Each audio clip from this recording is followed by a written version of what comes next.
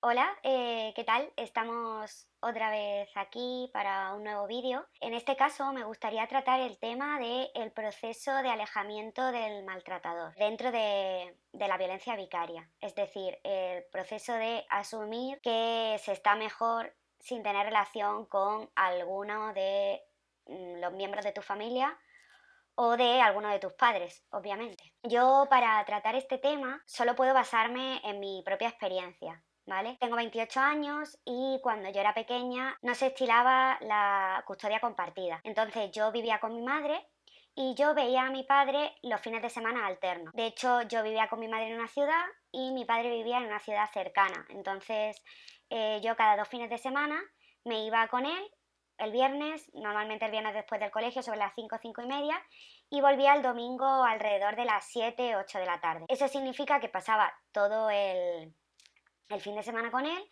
y bueno, yo en casa de mi padre, que vivía en una urbanización, pues tenía amigas, tenía amigos, también teníamos una perra y allí también estaba la que era su pareja entonces, ¿vale? Que bueno, eso, el tema de las parejas de los padres divorciados también es otro tema. En mi caso fue muy positivo porque si no hubiese sido por ella, la verdad es que mi estancia en casa de mi padre hubiese sido muchísimo peor. Así que bueno, yo en cierta forma contaba con un aliciente muy grande. El tema del alejamiento del maltratador es un tema complejo, sobre todo si nos ceñimos a estudiar un poco el contexto sociocultural en el que vivimos. En nuestra sociedad se nos dice desde muy pequeños que tus padres siempre te quieren, que tus padres nunca te van a dejar solos, que hay que quererles, que hay que apoyarles y que ahí sobre todo hay que entenderles, que son humanos, que cometen errores como todo el mundo, pero que nunca van a querer nada malo hacia ti porque eres su hijo y los padres siempre quieren incondicionalmente. Y que además los hijos tenemos una obligación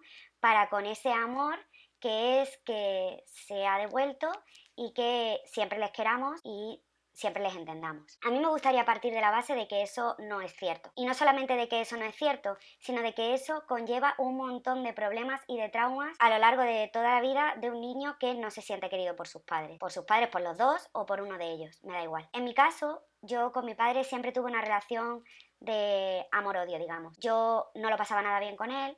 De hecho, cuando me tenía que ir, sobre todo cuando era más pequeña, yo tengo un recuerdo de agarrarme a los quicios de las puertas, llorando, y la familia de mi madre y mi padre tirando de mis pies para que finalmente me fuese con mi padre. Era un drama, o sea, era un drama. Yo lo recuerdo como los peores momentos de mi infancia casi son esos y a mí me costaba muchísimo. No solamente por irme, sino porque al irme yo me sentía fuera de mi zona de confort y de mi zona de seguridad. Claro, aquí se mezclan muchas cosas, porque también se mezcla el tema de que los niños que hemos sufrido la violencia vicaria, normalmente nos sentimos dos mitades y que cada una de nuestras mitades no es aceptada en la otra mitad. Me explico. Yo, por ejemplo, en mi caso, yo sentía que yo de lo que vivía con mi padre no podía hablar en la familia de mi madre y de lo que vivía con mi madre no podía hablar en la familia de mi padre. No porque se me dijese que no hablara, sino porque se ridiculizaba, se hacían bromas, se menospreciaba todo lo que yo vivía y no solamente lo que yo vivía, sino, por ejemplo, cómo se me educaba en casa de mi madre era un conflicto permanente con mi padre. Entonces, bueno, yo al final, ¿qué acabé haciendo? No hablar. Yo no hablaba. De hecho, mi madre muchas veces me lo dice. Me dice, es que yo quería hablar contigo y tú te cerrabas en banda y no hablabas. Claro, ella hasta hace muy poco no entendía por qué. Gracias a que, bueno, que las dos hemos crecido y hemos avanzado en nuestra relación, yo he podido hacerle entender que para mí era muy difícil hablar porque yo sentía que no se me creía, que no se me apoyaba y que encima era casi reírse de mí, ¿no? En casa de mi padre sobre todo, en casa de mi padre todo eso era muy agresivo. En casa de mi madre también lo era, pero no por parte de mi madre. Mi madre nunca me dijo nada malo de mi padre, pero mi abuela y el entorno de ella sí. Entonces, bueno, eso también es otro tema a tratar, el entorno de la familia, pero ahora vamos a centrarnos en lo que estábamos hablando, que es cómo te desvinculas del maltratador, ¿no? Pero necesitaba contextualizar esto un poco. Claro, yo tenía un conflicto permanente con la figura de mi padre. Por un lado, al ser denostada en casa de mi madre, yo sentía que lo tenía que defender. Y por otro lado, él no era una persona ciertamente cariñosa conmigo, ni se preocupaba por mí, ni nada. Sí es cierto que, por ejemplo, me regaló un móvil cuando yo tenía 8 años para que lo llamara, pero él, bueno, para que lo llamara y para que él me llamase a mí y no tuviese que pasar por el filtro de la casa de mi madre, pero a ese móvil nunca llamó. Y bueno, eh, como muchas cosas que ha hecho mi padre conmigo, han sido más bien un paripé que una realidad, ¿no? Entonces, bueno, yo a mi padre lo admiraba muchísimo, para mí mi padre era la persona más inteligente que yo conocía, pero yo sobre todo tenía una necesidad extrema de que mi padre me quisiera. Y mi padre nunca fue una persona que me demostrase ese cariño. Entonces yo estaba obsesionada con conseguir que mi padre me quisiera, me valorara, me viera como una persona digna de ser querida, ¿no? Entonces, bueno, eso me trajo muchos problemas, bueno, más que problemas, me trajo muchas frustraciones, porque era una lucha continua contra lo que yo vivía y lo que se suponía que yo debería vivir y lo que me decía la sociedad que yo debería vivir y lo que yo quería vivir, ¿no? Entonces, bueno, en todo este mare magnum de situaciones, llega un momento en que el conflicto entre él y yo, porque mi padre y yo siempre tuvimos una relación conflictiva, porque una de las cosas que a mí me pasaba era que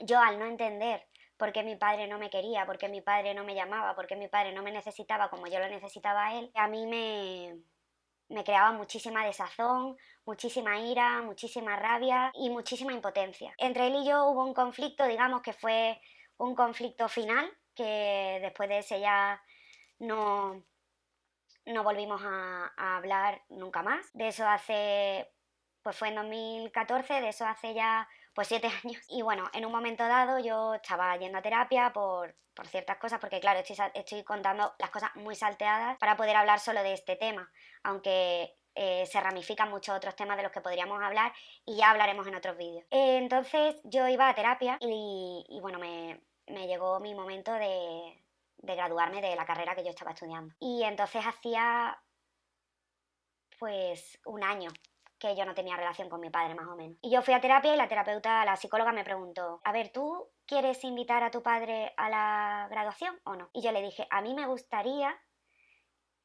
que yo quisiera invitarle. O sea, como diciéndole, a mí me gustaría que la situación fuese propicia y que él y yo nos llevásemos bien y que él y yo tuviésemos una relación estupenda y que me quisiera para que a mí me saliese invitarle a mi graduación.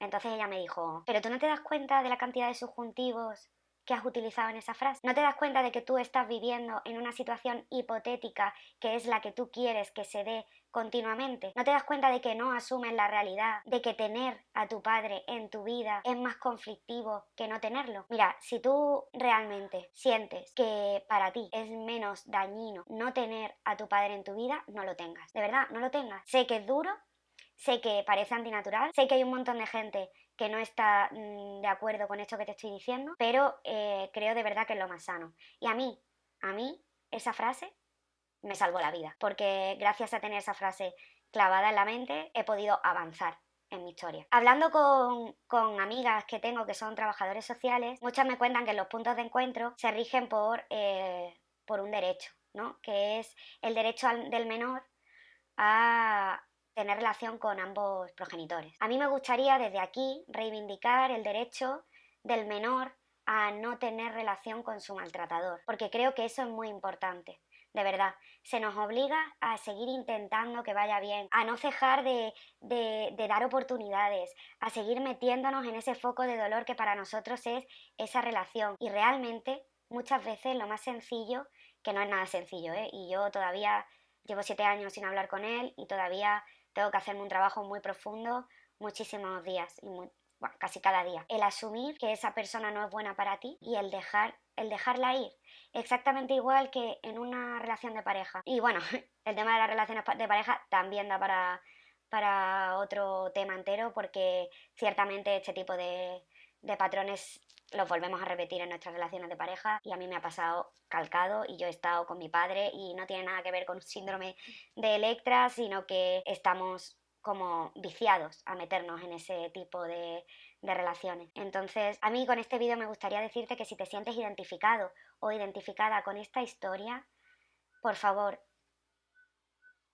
permitirte tomar la tranquila decisión de alejar de tu vida a la gente que te hace mal y que en tu vida permanezcan aquellas personas que, haciéndolo mal o bien, no te quitan el sueño por las noches. Tienes todo ese derecho del mundo, o sea, nadie te puede quitar eso. Y la sociedad te puede decir que estás cometiendo un error, pero date ese derecho, date esa oportunidad de ser libre y de ser feliz. No pasa nada. Quien te juzga es porque no ha vivido lo que tú estás viviendo. Por favor, date esa oportunidad, date esa libertad, que te lo mereces y no pasa absolutamente nada. Tienes todo el derecho del mundo a cerrar la puerta por la que entra tu maltratador, ¿vale?